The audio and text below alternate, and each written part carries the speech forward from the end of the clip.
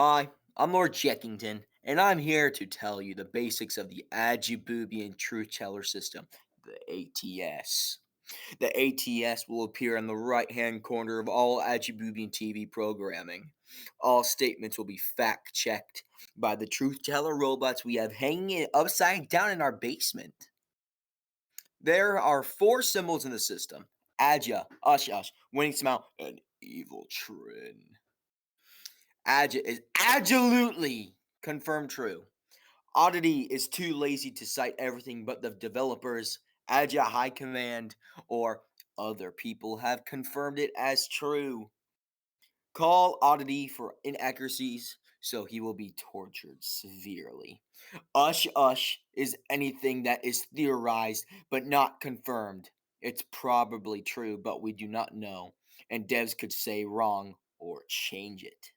Winning Smile is anything that is probably not canon and just in the film for fun.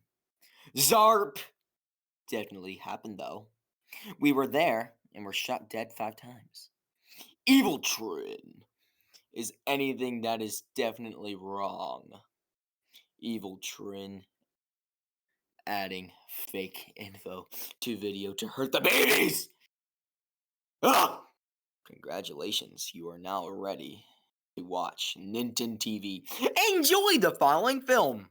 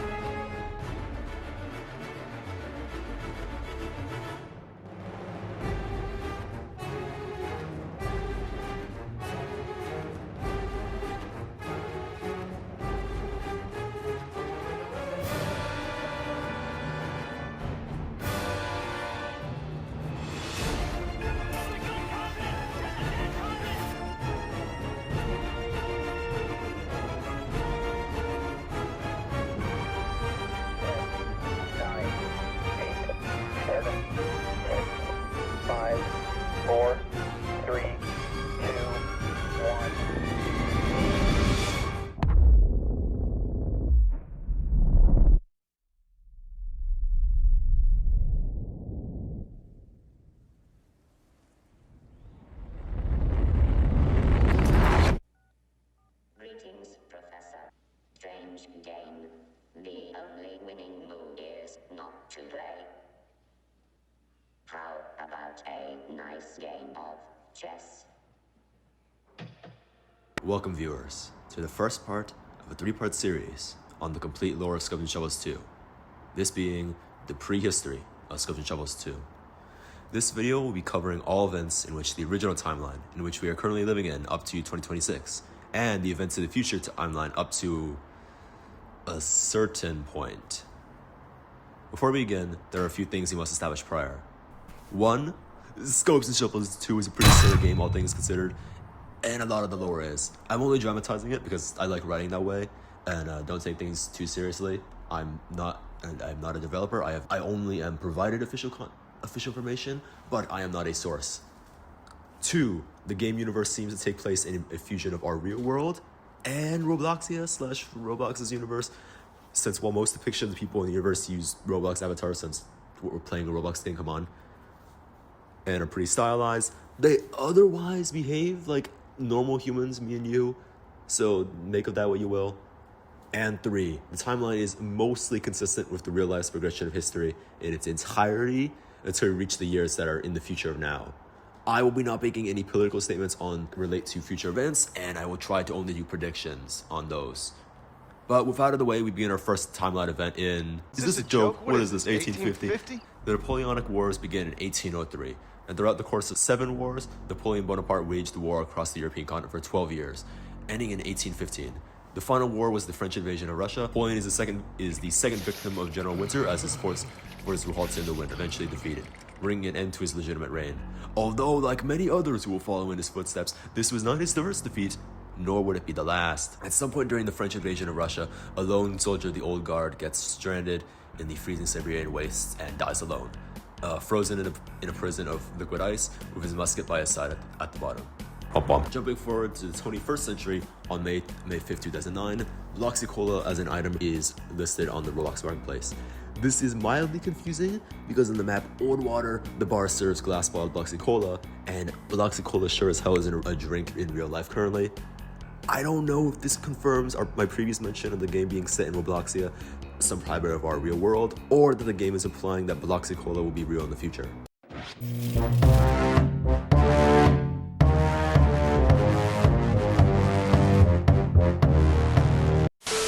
In 2020, the Ajububian conjubilation was founded, although archaeological evidence suggested they existed slightly prior. The Ajububians are one of 3 races in this universe, the other 2 being Earthlings and Dimas. I say races and not species because it's highly likely that Ajububians are simply just a mutated group of humans that evolved to be this way rather than, say, an alien race or something else, potentially magical. Regardless, Earthlings are standard humans, you and me, and Dimas are identical to humans, except for some having blue hair and a very charming smile. Dimas are basically your typical Roblox noob nowadays or international player that is using translation in chat, speaking in fragmented words of low English grammar. Ajububians are also standard humans leaning towards Dimas in appearance though, with them having, in the current historical time, generally having a woman's face, red hair, and black skin. This will develop in the future. Notable Dimas include Jan Dima, the messiah and holotype of the race, Bob Tofor, creator of the Ajububian flag, Artyom, famous merchant who may be mortal, Alexandra, lemonade seller, and Audiosky, veteran of the siege of CRC, and at current game time a sergeant in the Ajububian army. Notable Ajububians in this era include the Tar, the Jubilant of the Ajububians and their current leader, Frispbee, a near full-body cyborg, Ajububian twin left, suspected to be in cahoots with the leader of the Emerald Empire in the 2540s, LordJekington, very loud, and James, a very fat butterlungus, and of course, Mr. Man, who is currently president of the Trins in 2030, which is kind of suspicious. The Ajububian anarchist is an anarchist who lived during the era of life and bore a modified Ajububian anarchist flag with the trident upside down. While it is confirmed that he existed, there is no remaining archaeological or video evidence to suggest he did. The Ajububians are a group of babies hailing from Europa, one of Jupiter's moons. Capable of interdimensional travel and space travel, they are best described as a technocratic sorcerer empire. In the 2020s, they are mostly peaceful force, only seeking to provide humanitarian aid and to teach their sorcerer's ways to the citizens of Blythe, California. They face heavy opposition and are direct enemies of the California Highway Patrol. A citywide ban was enforced to any who follow the Ajububians, but their detection of infiltrators is quite poor.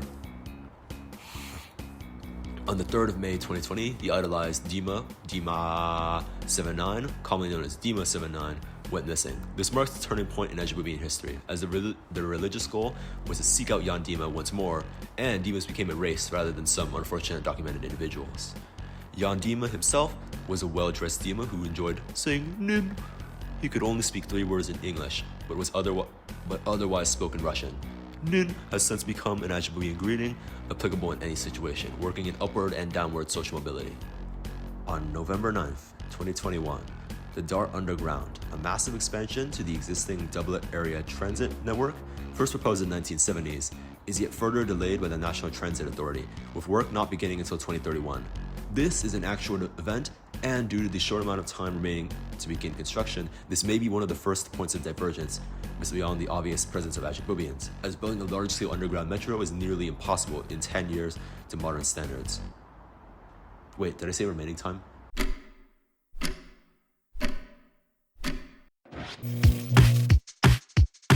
When the aliens come down, all they really want to see is the pyramid by the river down in Memphis, Tennessee. Made of glass and some brass, it'll knock you on your ass, make your damn jaw drop. What's that? It's our Bass Pro Shop.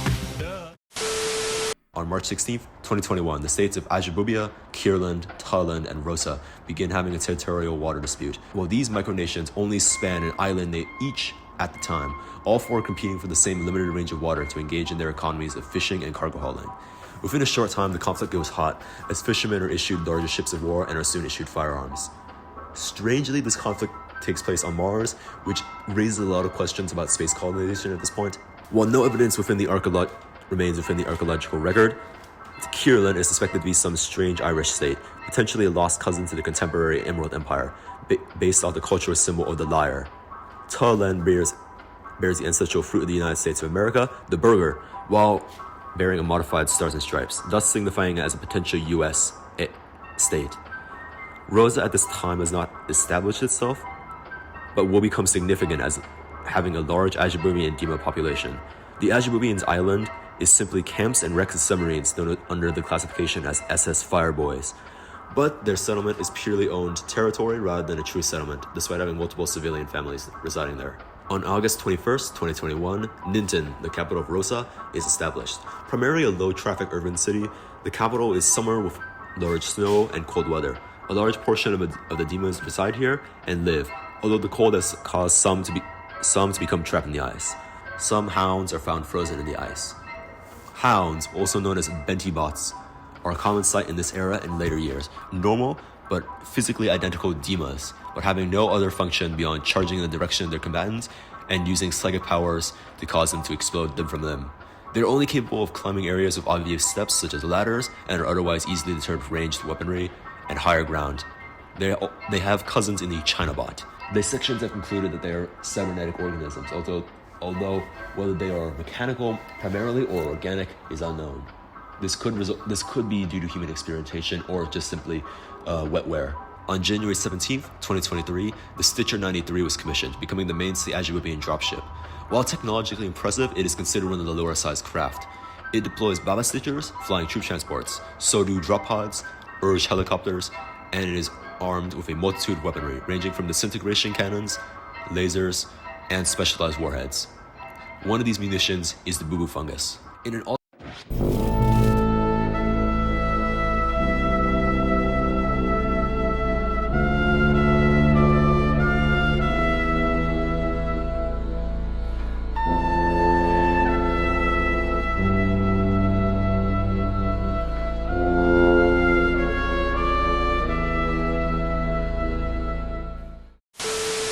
timeline adjacent to the Scopes and Shovels 2 timeline, Colorado becomes ground zero for the zombie apocalypse.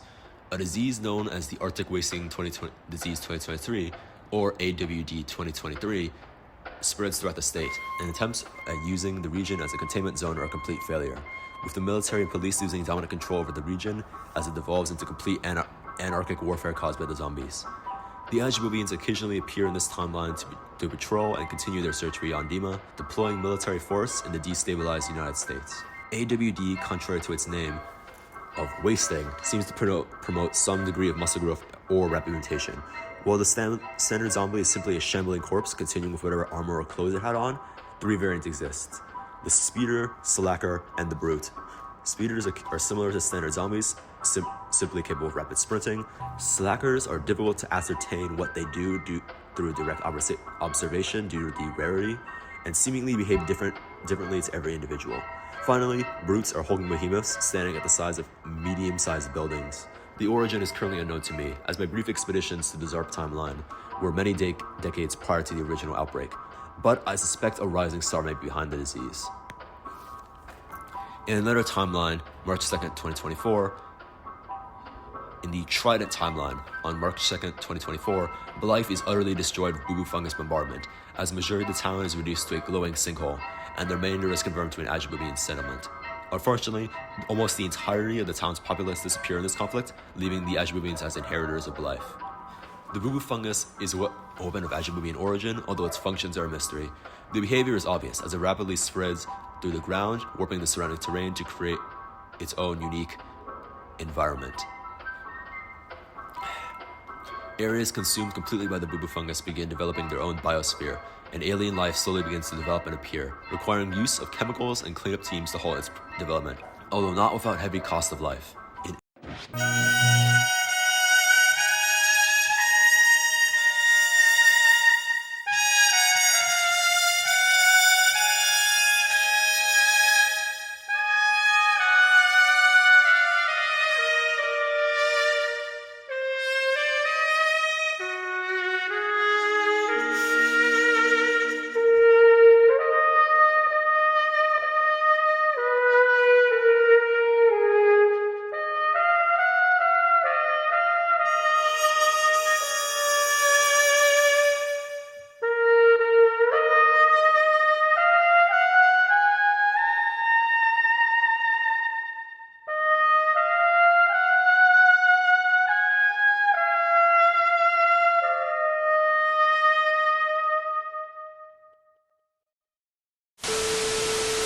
Antarctica, an organization known as Trin Inc., was founded. Little was known of their starting years, but they were originally an American research and production company, now joining forces with the Russians in Antarctica.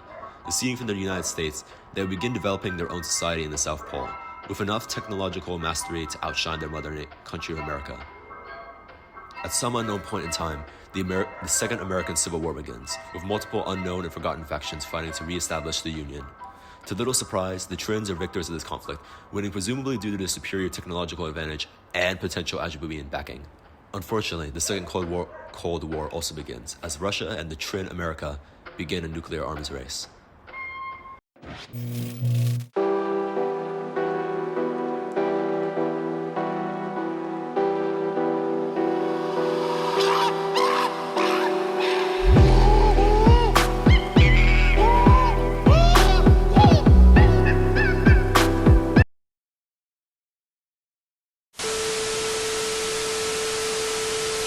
While Russia in our current timeline is currently struggling with its global military power, the current influence through fossil fuels, economic investments, and supplying of countries against the United States has remained immense, and some may argue had only temporarily ceased during the fall of the Soviet Union. The Trin, having won a second civil war in a short time, is a massive threat to global dominance, and even given estimates of this occurring in the early 2030s, Russia has a little time to close the technological gap between them and the Trin. The only thing they have to equalize the new Trin Empire in power is atomic weaponry. A majority of the nuclear warheads were placed in storage after the end of the Cold War, on both sides. These stocks are likely being reactivated and rearmed. Furthermore, nuclear development is still ongoing as of 2026 and has most likely continued to advance in what is now likely the 2030s, becoming even more deadly in capacity. The world population is most likely expanded to 8 to 9 billion people at the time of 2030, or 40. Climate change is most likely to continue to progress despite alternate energy, and extreme weather is more common. Roughly 50 typhoons, hurricanes, and other large storms happen yearly. Colder regions such as the United States, Russia, Canada, and northern US territories are subject to both extreme periods of heat and intense winter. This is not making the Earth a very nice place to be. With assistance from the Ajibubians, Trins began colonization attempts on Venus, using the method of the livable cloud layer on Venus to avoid the acid storms of the planet's surface. Construction of floating islands began, using the rare resource harvested from Neptune's moon, Triton, known as Chanite. Chanite, presumably a new element, is blue and allows for the manipulation of reality, physics, time, and most importantly, near-perfect flotation and gravity. By 2040, the ZARP timeline situation has fully deteriorated, and civilization most likely will never recover. Vast amounts of former military groups still exist in conflict with each other. The Ajibubians infrequently appear, with the rumored sightings during 2042, and a confirmed sighting recorded in 2045, which I, Chaotic Swiss Ghost, and LordJekington participated in. With the Stitcher 93 crashing during routine abduction patrol due to an attack from truth teller robots. It is unknown whether Trins have survived in the ZARP timeline, but they are still actively being hunted by Ajibubian forces. Some may theorize that the Trins, due to living in Antarctica, may have started the Antarctic wasting disease. By 2040 in the main timeline, multiple regions of the world have likely endured some level of war and conflict due to the Second Cold War, similar to the First Cold War having large quantities and large-scale proxy wars by the two main powers. The advancement of weapon technology by 2040 has either caused these wars to drag on for many years or end very shortly and violently. Regardless, it seems the entire world is at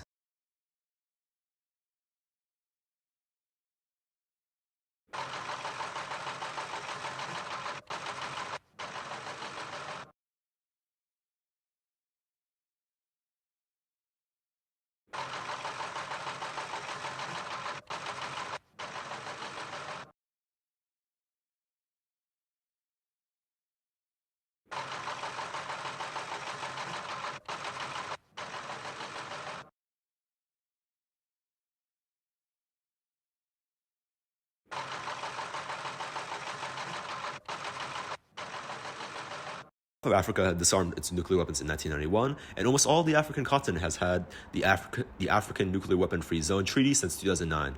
This treaty also entails the prevention of using nuclear weapons on Africa from nuclear-armed states outside of the treaty.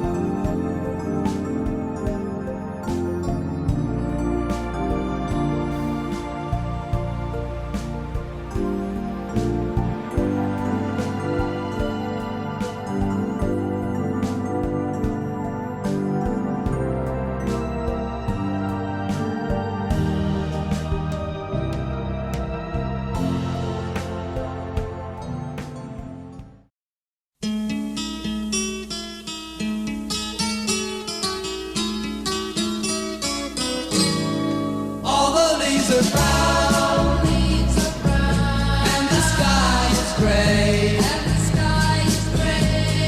Out there for a walk on a winter's day.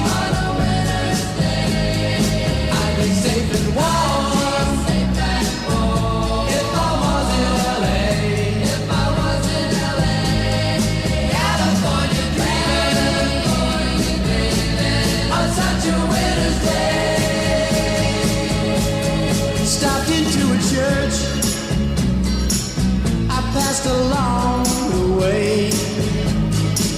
Well, I got down on my knees and I pretend to pray. You know the preacher like to call. He knows I'm gonna stay. California dreaming on such a winter's day.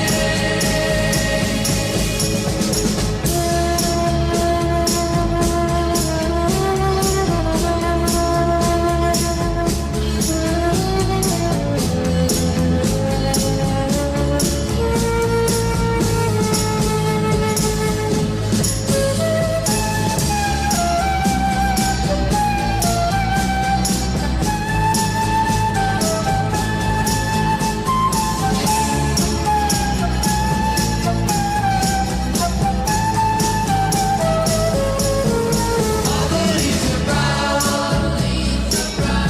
and the sky is gray. I've been for a walk on a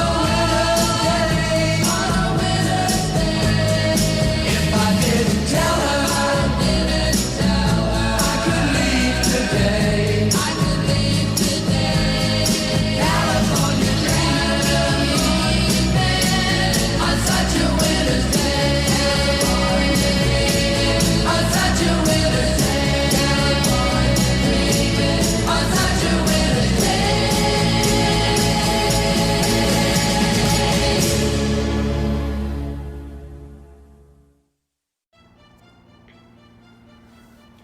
Welcome to the second part of the complete timeline of Scope and Shovels 2. This video covers the period of time immediately after and before the events of the games. Of speculation, headcanon. Fuck. This is effectively where the game's lore actually begins, as while many events mentioned in the previous video were actually approved, a large amount were speculation, headcanon, or entirely non-canon. There are no things to address ahead of time with this video besides a quick recap, so without further ado, let us begin. During the 2020s, aliens from Europa known as Ajibubians arrived on Earth, allying themselves with the local human population to carve out territory in Blythe, California. Their technology began a rapid progression in technology all across the world, but with political tensions at an all-time high, war was soon upon the world. The American Civil War began, and the winners, the Antarctic Trin Inc., now beginning a Cold War, declaring themselves the Trin Empire. The Trins began colonizing Venus, but soon after, the Third World War began, and the world burned in nuclear war. The world as we know it has ended, and the magic of science and technology has faded. But the ghosts of the old world remain, and the tools to prosecute war haven't rusted away just yet. War is upon humanity once again. Some nations and states still survived without any direct change of leadership or a great cultural change, notably Switzerland and Brazil. In the present time of the game, the nation and culture of Brazil still exists, although now as the Brazilian dynasty, and Switzerland is notably still around as a neutral state, producing the Knopf pistol weapon. However, most nations aren't so lucky, with only the people's culture surviving as the national identity, rather than a direct continuation of the modern state. Ireland and France inevitably become the Emerald Empire and the Republic of Swords, or la République des Étoiles. Both retain their original cultural elements of the Irish people and the French, but their governments have completely been dissolved, and no remaining evidence of the older administrations has affected the culture of the new. At some point in time, the First War of Scopes and Shovels begins. The history of this conflict is unknown, and some modern historians debate on whether it was even after the Great Atomic War or if it was antediluvian. Regardless, the influence of this conflict's tactics echo into modern history. Battles between opposing armies were waged between stone towers shielded behind large cliff faces. Signal towers remained upright and functional at this time, and helicopters had only begun to rust into the earth recently. Soldiers in this conflict were poorly trained compared to contemporary armies, but were heavily armed, as the average marksman was armed with a 50 cal anti-tank rifle and an ancient Trin design weapon, the M1911. These armaments were made polymer furniture, and the M1911s showed trace amounts of radioactive material, commonly seen in the ancient technology of night sights, meaning they most likely predated the technological fall. Tunnelmen were only capable of digging rather than any advanced utilization of resources for construction, but were given pump-action shotguns made from polymer furniture, and a now extremely coveted artifact, the Glock 21, a polymer semi-automatic pistol. Modern refurbished examples and freshly found examples all lack this feature, but half-life dating suggests that night sights were also applied to these guns. No nation is known to have fought during this war. The combatants are simply lost to time. But what is known is that they flew simple colored flags, suggesting these were not true nation wars, but rather a series of regional conflicts, using their supplies of relic weaponry. As the archaeological sites are spread across the world, taken from jungles, forests, and the deep cold. In 2099, the Dartmen, an ancient nation that will later become the Emerald Empire, successfully unifies the underground remnants of Dublin, now known as Sublin. They change their national anthem from A Soldier's Song to The Foggy Dew. The existence of Dartmen fully confirms that the Dart Underground previously mentioned was finally completed and was large enough to shield portions of Ireland from nuclear war. Eventually, the Emerald Empire is formed, and they now contain Scotland, which is now known as Super Scotland, and Britain, now known as Hibernaria, as confirmed by the SoundCloud pages for the songs Rule Hibernaria and Scotland the Brave.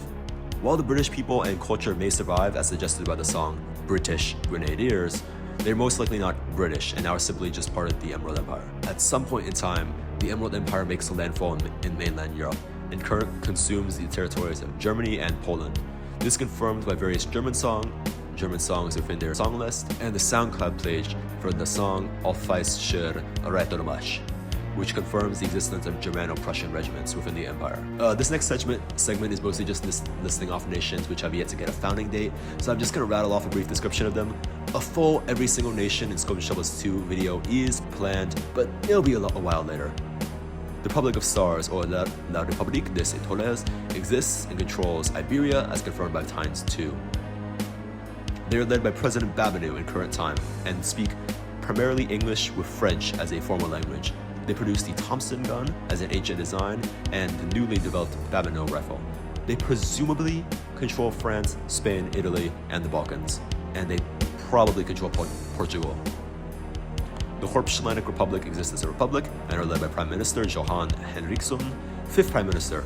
They're Swedish. They probably consist of Finland, Denmark, Sweden, judging by their songs. The nation was presumably founded by their first Prime Minister, Toren Arvidsson. UFAR, or the United Federation of African Republics, exist and are led by a president.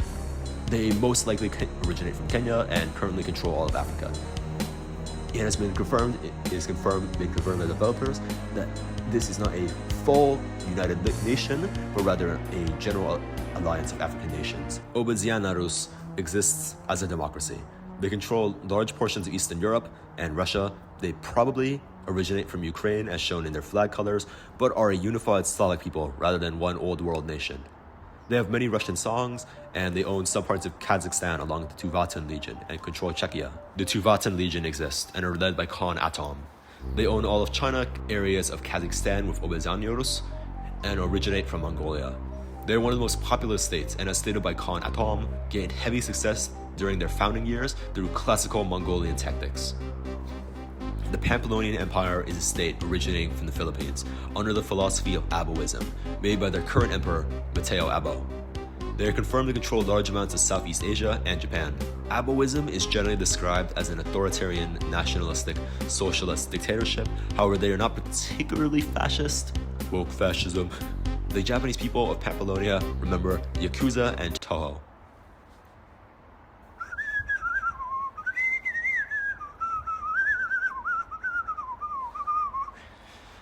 The Brazilian dynasty exists, and as of the 2540s are under some level of control or alliance with the second conjubilation. Within it are two parties, the extremist party and the peaceful party.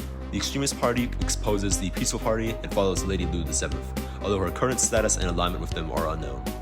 Wait a minute, the second conjubilation? Where's the... We had a good thing, you stupid son of a bitch. It was perfect. But no, you just had to blow it up. You and your pride and your ego.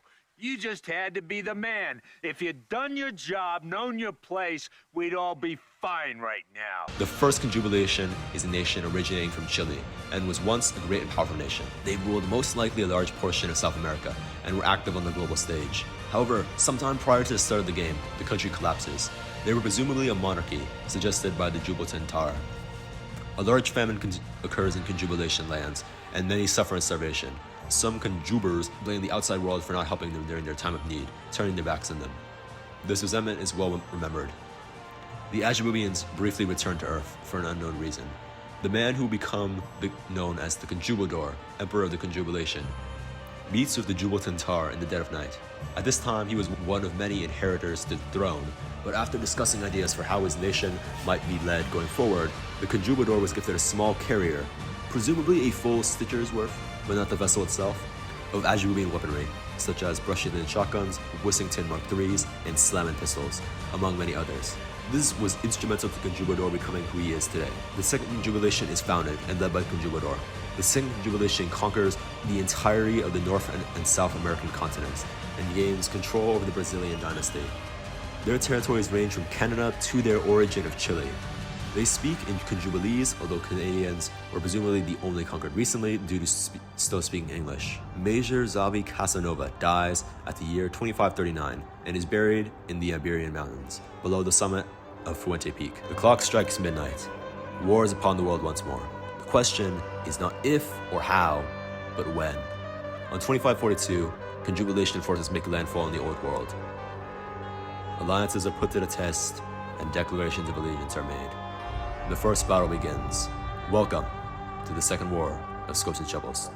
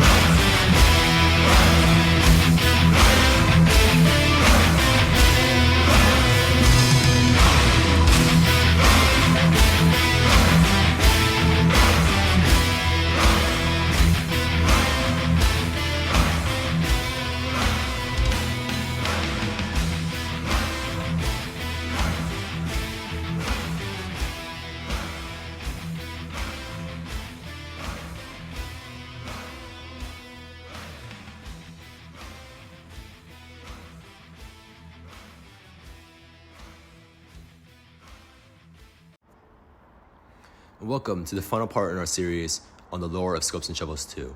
Our trip through time has been quite long, but now we reach the present day of the game, in which all current events in-game are taking place. In the last video, we covered the second conjubilation, preparing to invade Europe and the Old World in general. And while some attempts were made to prepare for advantage against them, it seems they're all about to make landfall anytime soon. Let's quickly review the alliances and conflicts before we start. Stay tuned at the end for a special announcement. The second conjubilation, led by Conjubador, met with the Ajububians pre-war, but only had trade relations with them, and this was a singular encounter from current information. The Pampelonian Empire is aligned with the conjubilation and serving as their main ally in Pacific, Asia, and the Old World, helping them cross the Pacific or the Atlantic. We're referring to them in the future as the Pan-Pacific Alliance, since the developers declared the conjubilation went through the west coast to cross into Europe rather than through the Atlantic and landing in Europe.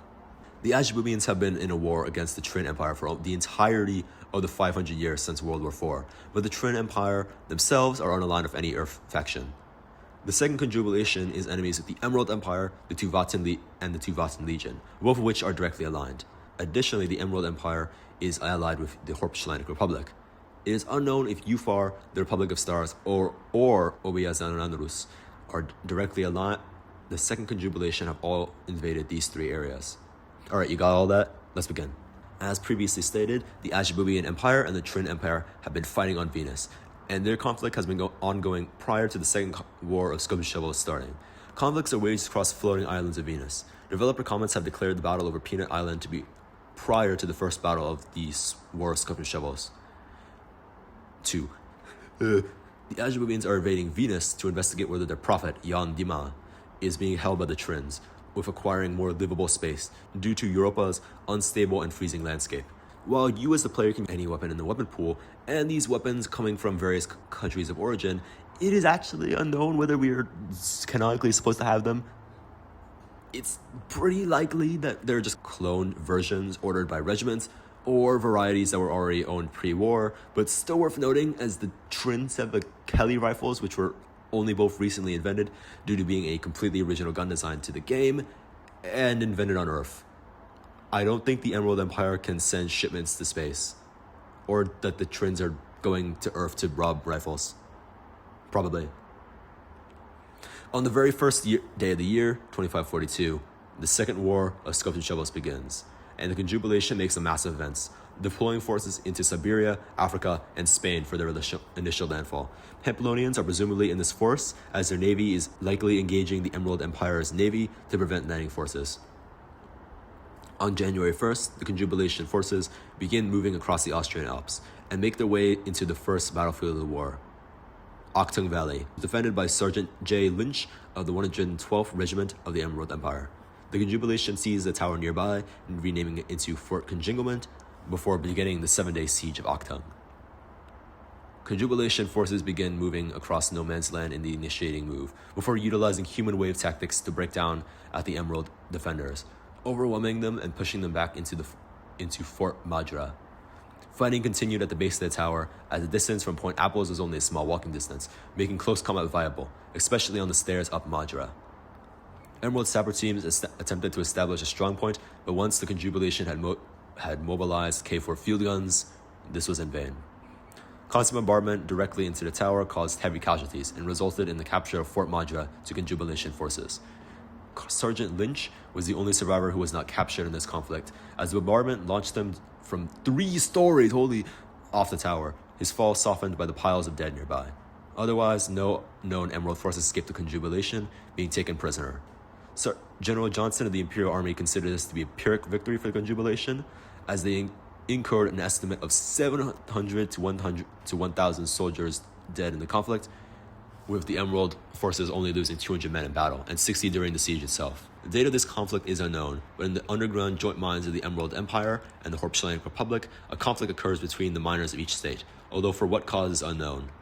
At the time of writing this script, it was unknown, but the developers have confirmed that this was the Emerald Empire trying to force the Horps into the War of the Conjubilation.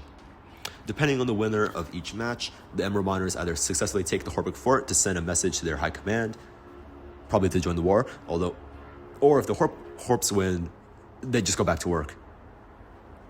This presumably does not cause a war between the two allied nations, despite having armed forces involved.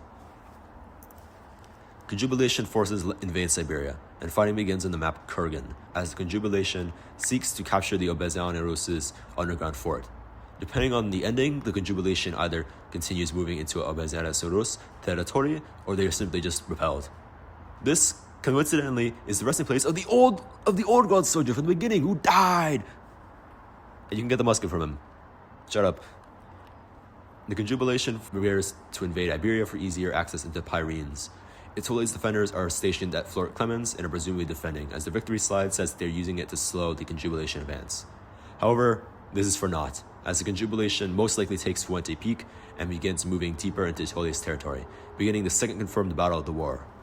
On February 3rd, 2542, the town of Oldwater is evacuated by Mayor P. Russell to the town of Suppies, since the Conjubilation advance is preparing to annex their village. By February 5th, the town is desolate, save for the Itole's army entrenching themselves in Fort Walker, as the Conjubilation takes Fort Onion, renaming it to Fort Eagles. Depending on the ending, the town is either simply converted into a Conjubilation field hospital, or is simply liberated. The final event in the timeline, as we know, takes place a full 2 years ahead in the timeline, and is active in Africa.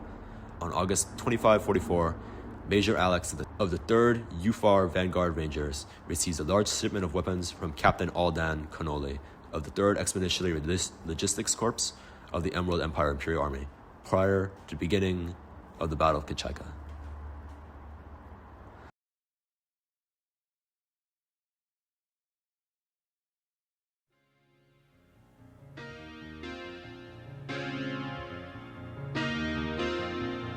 Unfortunately, that's currently it for the in-game lore. Unfortunately, this is the shortest part of the video since the games are still in open alpha, but I really hope you enjoyed this ride, even if a lot of it was just kind of us making up nonsense. This is my first voice video, so that was a lot of work, and this is definitely my highest effort video ever. I'd like to thank everyone at the Slop Factory team for their contributions, big and small, the Octosoft developer team for providing so much information and making the game, of course, and finally, you. Yes, you. At the time of writing the script, I only wrote that you got me to 150 subscribers. But right now we're at 200. I mean, damn. If how tiny this game's community is, this is a really huge milestone for me. Thank you everyone for watching everything, really, and just sticking around even though during the game's low player count days. I mean, thank God that happened like 5 times. I really believe the game has a long future ahead of it, which is why I'm putting in so much effort. And now that the Venus update is out, the game's alive and we're all bleeding again. I hope to see you in game, and even through the chat update, say hi. As for a final announcement, I'd like to announce the opening of the Scopes and Shovels 2 / Octosoft fan wiki, and with the opening of the Slop Factory Discord server. Obviously I highly encourage you to join the community server. The Slop Factory lets you discuss what's posted. Obviously I highly encourage you to join the S&S2 community server that's official. The Slop Factory lets you discuss what's posted on the fan wiki and get early access or whatever to upcoming videos and stuff. I think that's it, really. Thank you for everything. A younger me couldn't have dreamed of getting here. Please remember to like and comment, just because even though getting monetized is important, I just want this game to get more popular. Spread the word to your friends and play with them. And of course, subscribe for more videos. I'll probably be taking a hiatus after this, besides the trickle of scheduled videos, but I'll make sure to cough up some kill compilations or whatever. Check my other channel, since I'll probably be posting more hobby content there soon, like Warhammer or Life Shenanigans. Remember, stay gold.